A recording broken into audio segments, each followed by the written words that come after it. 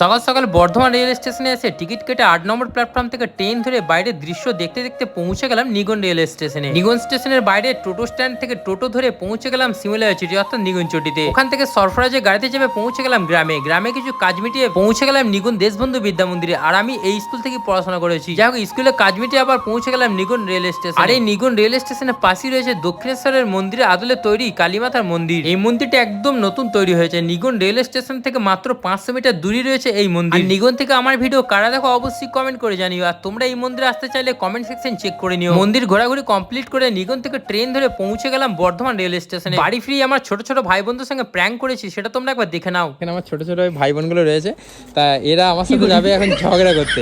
সব 500 টাকা করে ভাড়া, ঠিক আছে? মানে 500 টাকা দেবে বলেছে। ঝগড়া করতে পারো তো তুমি?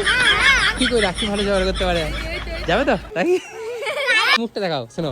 500 টাকা দেবে, তোমাকে 500, তোমার বোনকে 500, তারপরে একে 500। তুই ঝগড়া করতে পারো? হ্যাঁ বেশ, তো পারো তো? তাহলে গিয়ে শুধু আমার সাথে গিয়ে ঝগড়া করতে হবে, আমার সাথে যাওয়ার পরে, ঠিক আছে? পারবে তো? ঠিক আছে, তাহলে কালকে যাবো, ঠিক আছে? ঝগড়া করতে। হ্যাঁ ঠিক আছে। মানে ঝগড়া করবে তাই তো?